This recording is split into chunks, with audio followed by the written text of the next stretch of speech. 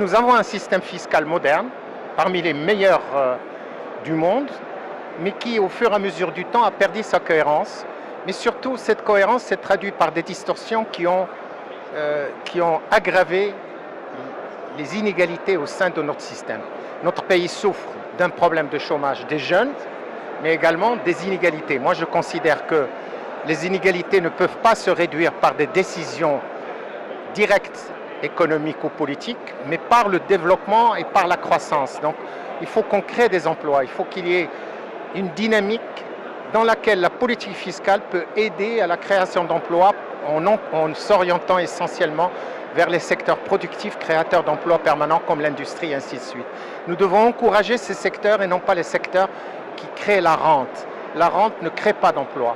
Quand on construit un immeuble, on crée des emplois de manière provisoire et après c'est terminé. Mais quand on monte une usine ou quand on construit un hôtel, c'est des emplois permanents qui dégagent des cash flows qui permettent d'être réinvestis dans d'autres secteurs, dans d'autres créations, d'autres usines et ainsi de suite. Donc le problème, il faut bien comprendre que les inégalités peuvent être réduites par une politique déterminée d'encouragement de l'emploi et je crois qu'il faut voir dans quelle mesure le système fiscal peut le faire. Et il peut le faire en baissant les taux pour amener les gens à ce qu'ils payent l'impôt et en élargissant la base imposable. Et pour les petits, il faut trouver des systèmes adaptés. Il ne faut pas oublier, comme je l'ai dit tout à l'heure, que notre population, c'est 32% d'analphabètes. On ne peut pas mettre en place une politique ou un système fiscal que très peu de gens comprennent. Le problème, c'est de comprendre.